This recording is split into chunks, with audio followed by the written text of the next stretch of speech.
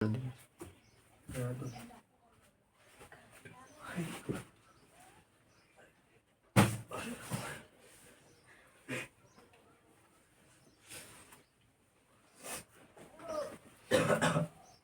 10वीं का गणित में वास्तविक संख्या पाठ 1 में आता है।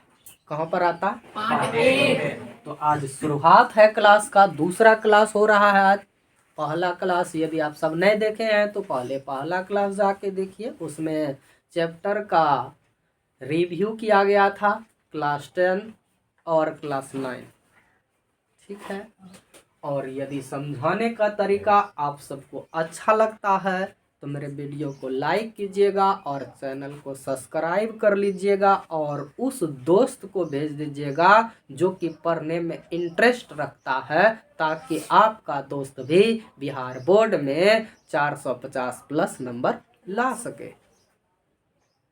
तो चलिए बोर्ड पर आज करेंगे हम पाठ का परिचय, यानी इस पाठ में वास्तविक संख्या में हम क्या क्या पढ़ेंगे, यानी आप सबको इस संस्था से क्या क्या चीज मिलेगा, क्या क्या चीज पढ़ाया जाएगा, इस पर डिस्कस करते हैं।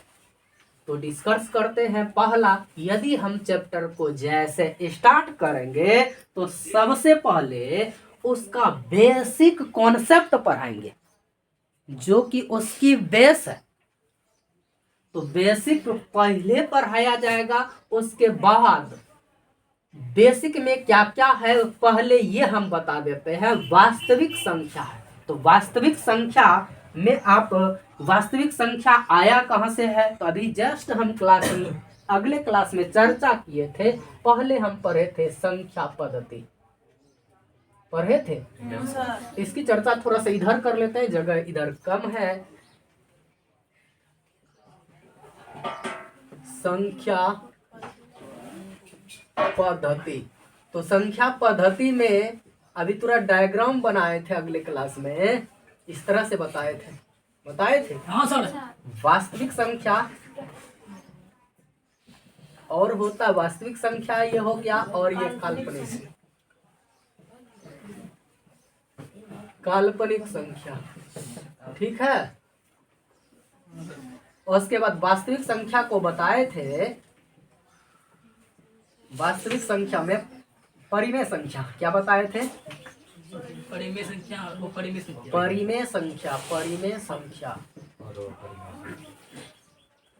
और अपरिमेय संख्या।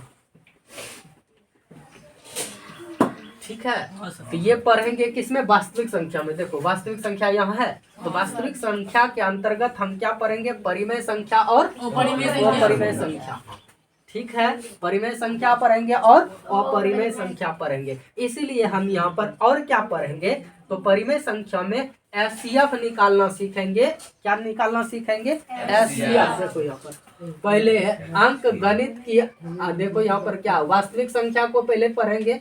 समझ में आ रहा है? संख्या, वास्तविक संख्या में क्या क्या पढ़ेंगे? संख्या के बारे में पढ़ेंगे। किसके बारे में पढ़ेंगे? संख्या के बारे में पढ़ेंगे। तो संख्या के बारे में है संख्या कितना होता है उस तरह से पढ़ेंगे। संख्या जैसे प्राकृतिक संख्या हुआ, पूर्ण संख्या हुआ, अभाज्य संख्या हुआ, भाज्य संख्या हुआ, सम अभाज्य संख्या हुआ, ये सब समझ में आ रहा है? ये सब क्या है? संख्या है। ये सब क्या है? संख्या, यानी वास्तविक संख्या। ये वास्तविक संख्या के अंतर्गत आता है, जिसको हम पढ़ेंगे क्या चीज? फिर रिपीट करो। वास्तविक संख्या में क्या पढ़ेगा? संख्या के बारे में पढ़ेगा। तो संख्या में क्या आता? पूर्ण संख्या, प्राकृत संख्या, पूर्णांक संख्या, भाज्य संख्या, अभाज्य संख्या। समझ में आ रहा? ये सब चीज को हम पढ़ेंगे, ये सब चीज को पढ़ेंगे। समझ में आ रहा? उसके बाद अंक गणित की आधारभूत प्रमेय पढ़ेंगे।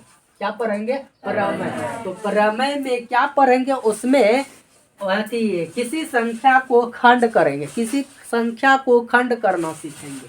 समझ में आ रहा है? खंड करेंगे कैसे? जैसे मान लो कि ये 40 है, ये क्या है? 40 को हम क्या करेंगे? खंड करेंगे। तो कैसे खंड करते हैं? इसको 40 को खंड करो।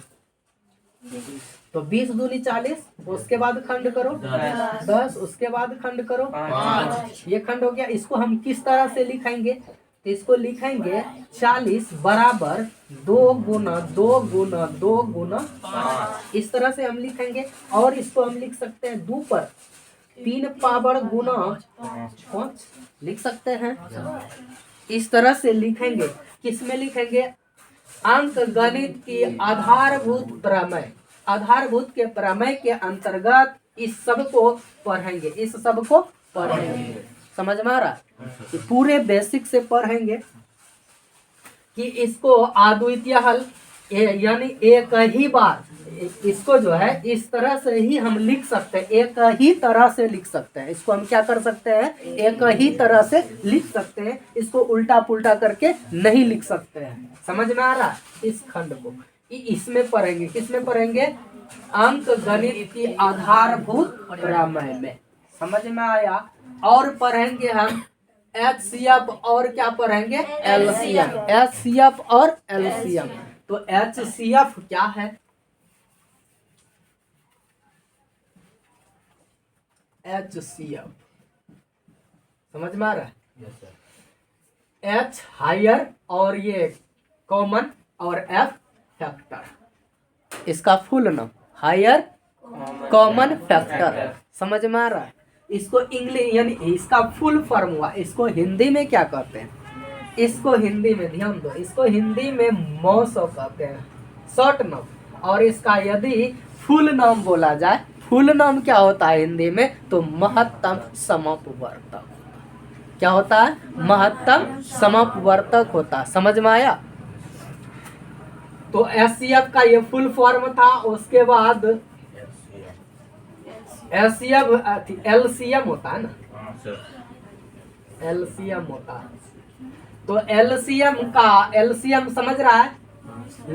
ये L से लोअर होता है, हो गया लोअर। उसके बाद कॉमन, ये क्या M से भूल गए,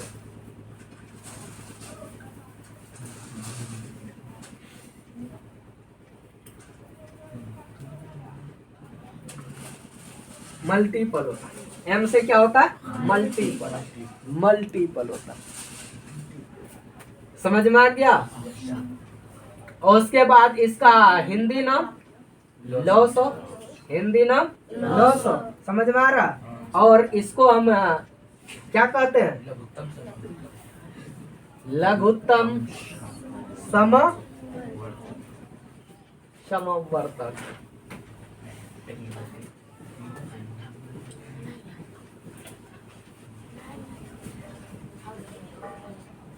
समझ रहा है? तो ये महत्तम हो गया और ये लघुत्तम हो गया। तो महत्तम को ध्यान दो, महत्तम क्या होता है? तो महत्तम जैसे हो गया, मान लो 4 है और 10 है, 4 है और 10 है, 4 और 10 है। तो इसका हम क्या निकालेंगे? महत्तम। तो महत्तम कैसे निकलता है? महत्तम में बड़ा वर्ड निकलता है। तो बड़ा वर्ड मतलब मान लो कि दोनों का महत्तम कितना हो सकता है? 2। महत्तम निकालने जानता है ना, कि दोनों में जो मिलेगा मिलके जो छोटा होगा। समझ में आ रहा? उसे क्या कहते हैं? महत्तम कहते हैं। कि महत्तम ये 2 हो गया। महत्तम क्या हो गया? 2। तो 2 ऐसा वर्ड, ये बड़ा वर्ड है ताकि इन दोनों को काटता है। कैसे? कि 2 को पढ़ो तो 2 दूनी 4 और 2 पंचे 10। दोनों को काटता, दोनों को काटता जो है, जो दोनों को काटे उसी को क्या कहते हैं? महत्तम कहते हैं। उसी को क्या कहते हैं? महत्तम कहते हैं। अब लघुत्तम किसे कहते हैं? लघुत्तम छोटा वर्ड को कहते हैं। किसको कहते हैं? छोटा। तो चलो लघुत्तम कैसे होता है? जैसे मान लो 4 है और 10 है। 4 10 तो मान लिए थे ना। अच्छा 4 10 रहने देते हैं। तो इसका लघुत्तम लेंगे तो क्या होगा? लघुत्तम यानी LCM। समझ रहा है? LCM क्या होगा? 20 हो जाएगा। LCM क्या हो जाएगा? 20 हो जाएगा।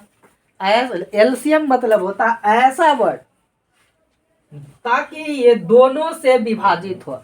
ऐसा वर्ड जो कि दोनों से विभाजित हो। तो 4 से भी 20 विभाजित है और 10 से भी 20 विभाजित है। ऐसे वर्ड को हम क्या कहते हैं? एलसीएम कहते हैं। ऐसे वर्ड को हम क्या कहते हैं? एलसीएम। समझ में आ रहा है?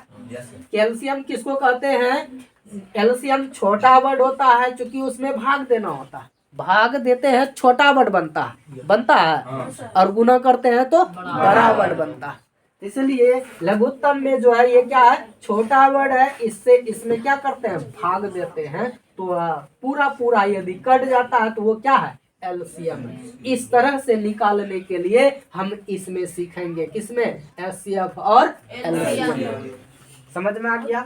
उसके बाद आगे देखो, अपरिमेय संख्या का पुनर्भरमन करेंगे। ये पुनर्भरमन मतलब क्या हुआ? मतलब कि हम क्लास 9 में परिमेय संख्या और अपरिमेय संख्या को पढ़े कि परिमेय संख्या किसे कहते हैं और अपरिमेय संख्या, इसका डिफिनेशन सहित पढ़ाया गया था। क्लास 9 में पढ़ाया गया था। तो क्या पढ़ाया गया था? 9वीं क्लास में हम क्या पढ़े थे उस पर थोड़ा सा चर्चा कि परिमेय संख्या क्या पढ़े थे? परिमेय संख्या। इसका हम डिफिनेशन भी पढ़ाए थे। क्या था डिफिनेशन? याद है? यदि याद नहीं है तो ध्यान से सुनो। जिसे हम P/Q के रूप में लिख सकते हैं उसे हम परिमेय संख्या कहते हैं। जबकि परिमेय संख्या P और Q अभाज्य संख्या है, जबकि Q बराबर Q डज नॉट 0, यानी कभी भी Q बराबर 0 नहीं होना चाहिए। समझ में आ गया? ये परिमेय संख्या का क्या है? डिफिनेशन है। उसके बाद अपरिमेय संख्या का क्या डिफिनेशन था? अपरिमेय संख्या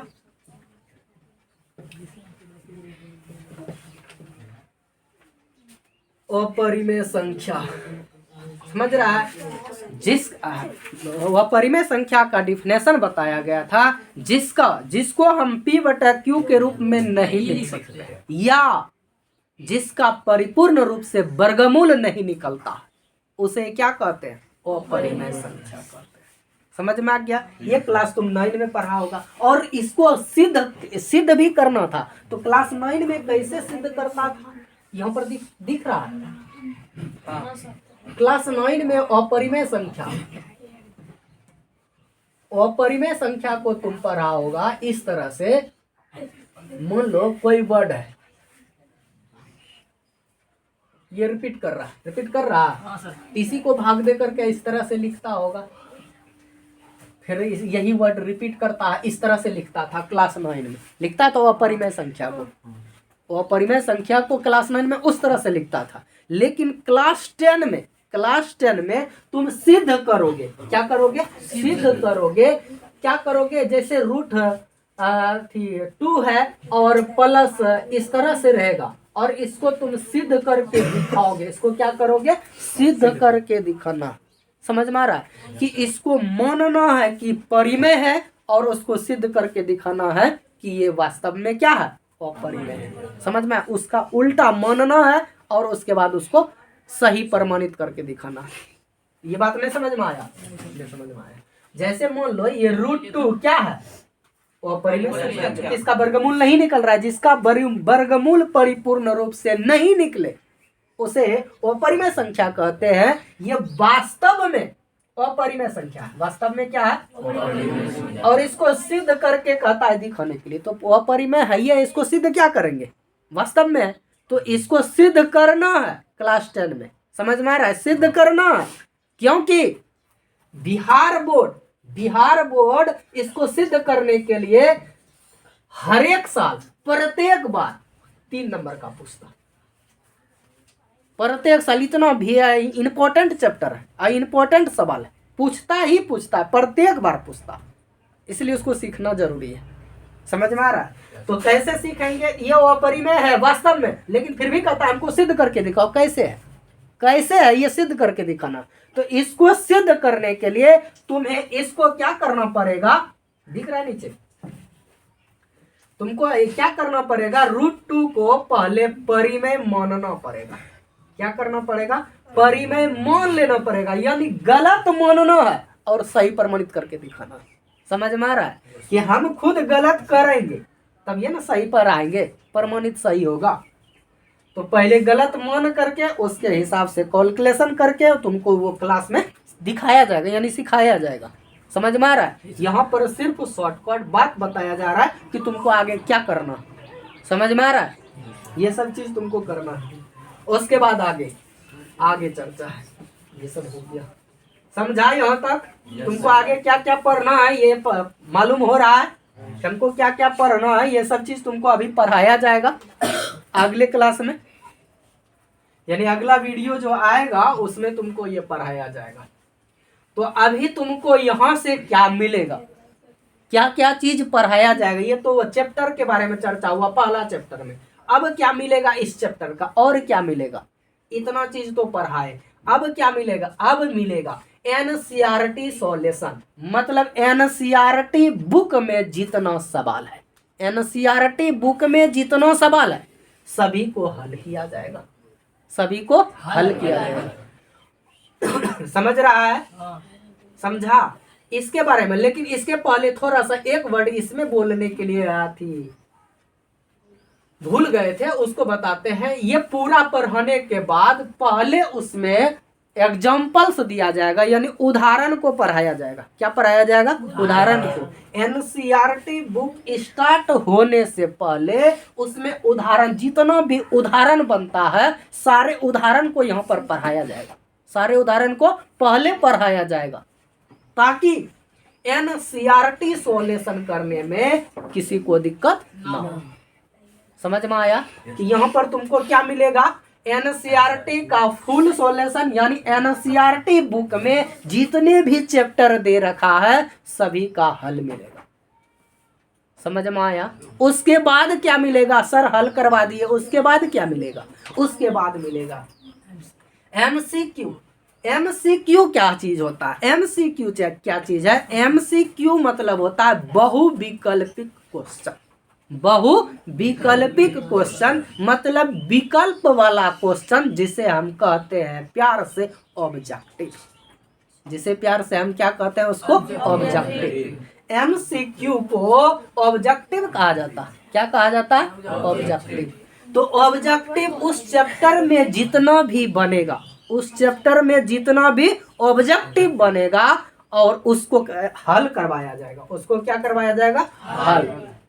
तो वो भी ध्यान दो, ऑब्जेक्टिव जब तुम अपने से हल करोगे तो ज्यादा समय लग जाता। ऑब्जेक्टिव चूंकि, ध्यान दो, ऑब्जेक्टिव के बारे में थोड़ा सा समझो कि ऑब्जेक्टिव जो है उसकी कैलकुलेशन चेक नहीं होता है बिहार बोर्ड में।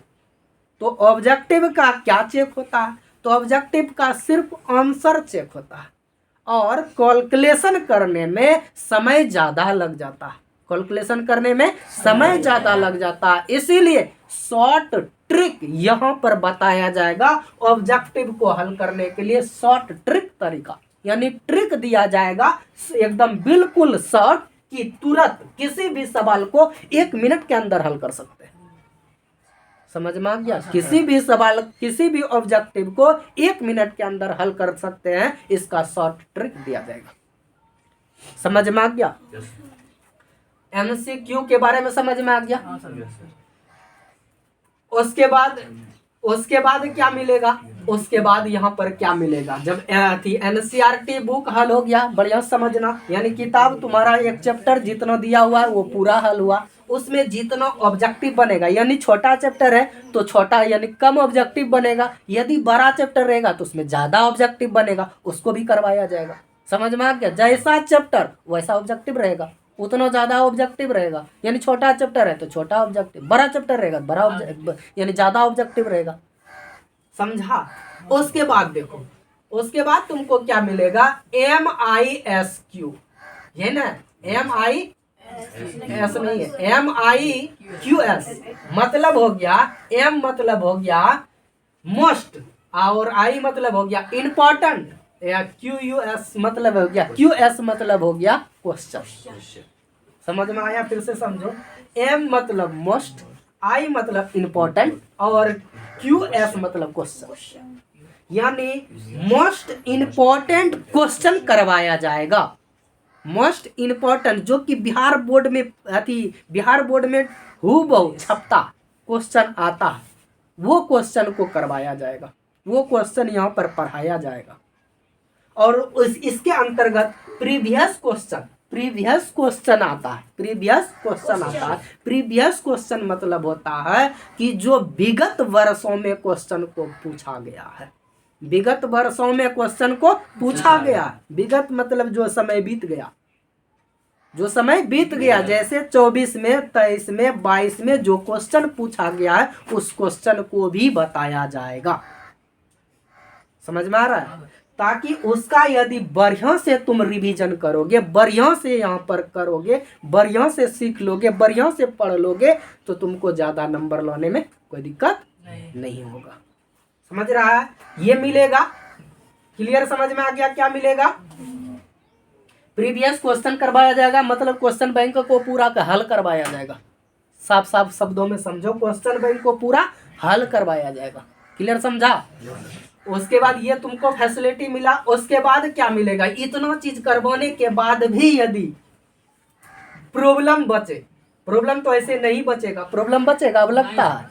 एक चैप्टर में इतना चीज करवाया गया तो फिर प्रॉब्लम कहाँ बचेगा? यदि बच भी गया तो फिर है कंप्लीट चैप्टर रिवीजन, यानी कंप्लीट चैप्टर का रिवीजन करवाया जाएगा। चैप्टर का क्या करवाया जाएगा? रिवीजन करवाया जाएगा। यानी शॉर्ट ट्रिक में, शॉर्ट लॉन्ग टर्म में, यानी कि शॉर्ट वीडियो बनाया जाएगा। क्या बनाया जाएगा? शॉर्ट वीडियो बनाया जाएगा। यानी पूरे चैप्टर का शॉर्ट वीडियो एक ही चैप्टर में पूरे रहेगा और उसका पूरा रिवीजन कर लेगा। समझ में आया?